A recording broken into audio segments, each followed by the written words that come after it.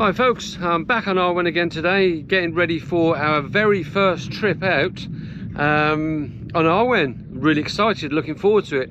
So the plan is we're going to leave where we are at the moment, Low Beach, just near Myla, head past Myla, out past Pendennis, Falmouth, hook a left and head east and head towards Foy. Hopefully stop over at Foy overnight, visit the pubs and all that kind of stuff, and then head on over to Cawsand, spend the night there. So we'll leave Cawsand the next day and then head around to Plymouth, all being well, weather permitting. So we should get into Plymouth and you know, hook up with some family and have a meal in Plymouth, spend the night in the marina there. So yeah, really looking forward to it. It's going to be good fun.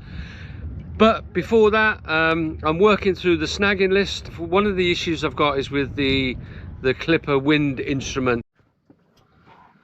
So this is the wind instrument, the digital display, and it doesn't look right to me. I can't fathom out what it's supposed to be telling me. It looks, well, it just looks knackered to me. I've looked online. I've had a look at these things working, and they don't look at all like this. So I have no idea what is going wrong with this. It doesn't matter what you press, any of these buttons or combination of buttons, it doesn't do anything, doesn't change anything, and that's pretty much all I'm getting.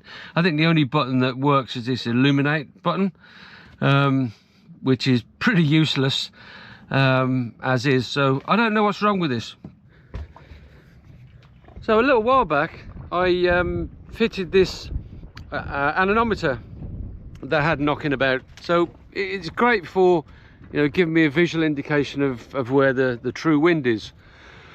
But also the nice thing about this little thing is you got the opportunity to connect it into a little base station.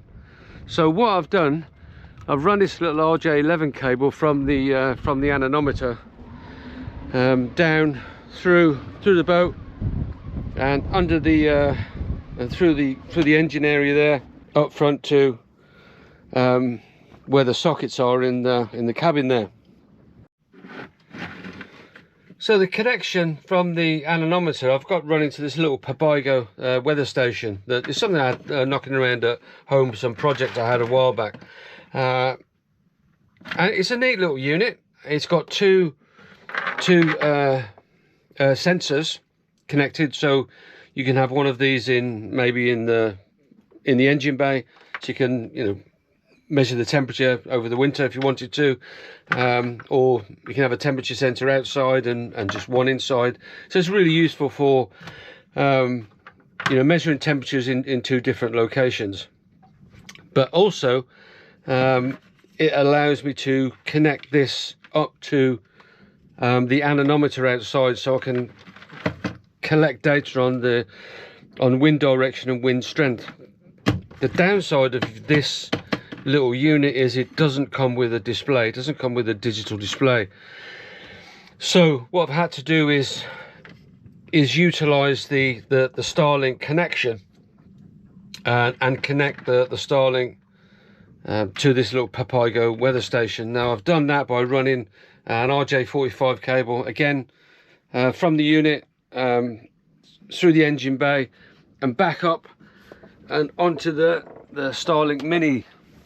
Now the neat thing about this Starlink Mini is it's actually got a little RJ45 plug in there, which I didn't think was going to work as a direct link from the Starlink dish to the Papago weather station unit.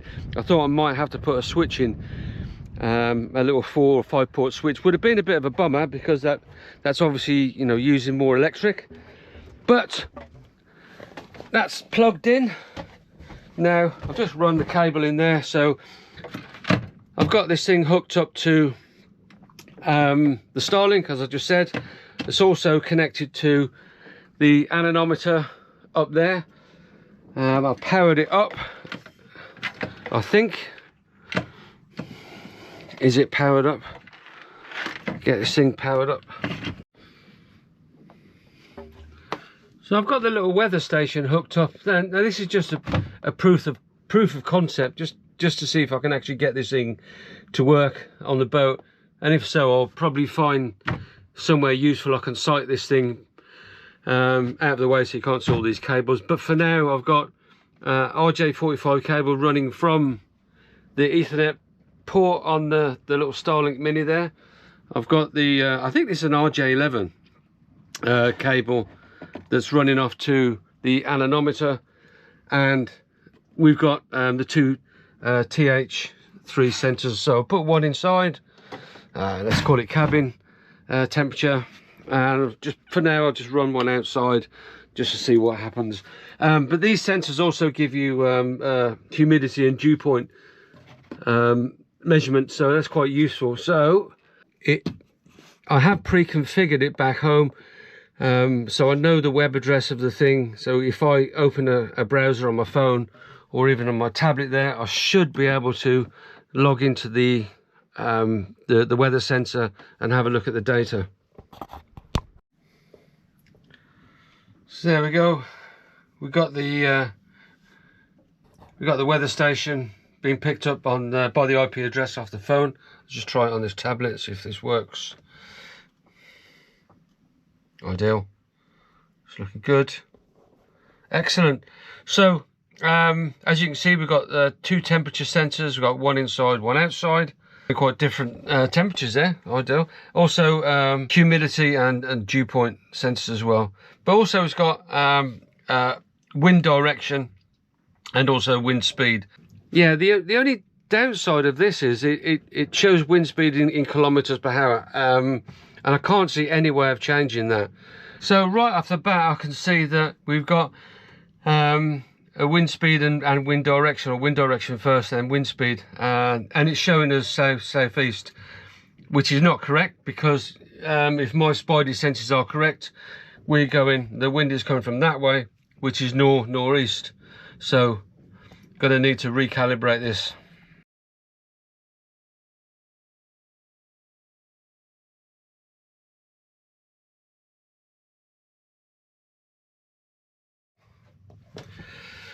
So I've recalibrated the anemometer.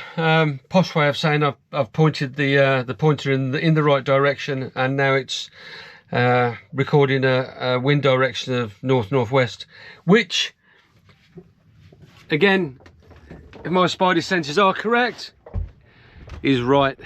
So I know that that way is north. So we've got a little bit of northwest swing. So yeah, that's good. So I'm happy with that. That's calibrated okay. So yeah, the damn thing's working. So I'm happy I've got that working. It wasn't that difficult to do, and again, it was cheap. Well, it was free because it was all bits and pieces I had lying around in my store box. So I've got a wind speed and wind direction instrumentation that works, and it's pretty reliable, so I'm happy with that. I don't think I'm going to replace this Clipper wind instrumentation anytime soon. I've looked at the price of these instruments and they're absolutely ridiculously expensive, so I'm just going to stick with what I've got. It should work. Again, I guess the only issue is going to be when Arwen's underway, and maybe a bit of kind of wind shadow from the sails, but I'm sure I can figure that out. Well, I think when I think of this from someone who's been windsurfing for as many years as, well, for more years than I care to remember, I probably only used a handheld anemometer once, and that was because it was trendy at the time. I probably threw that away after the first season. But you can generally get a good sense of how strong the wind is, where the wind's coming from, and where the gusts are, just by looking at the water, looking at the ocean. And I've windsurfed in some pretty big winds and some pretty big seas. So I've got a good sense of understanding the wind. So am I going to spend 200, 300, 400, 500 plus quid on wind instrumentation? Probably not. I'll probably stick with this and probably stick with my own intuition. But yeah, let me know what you think. Good option, bad option. Happy to hear your views on this.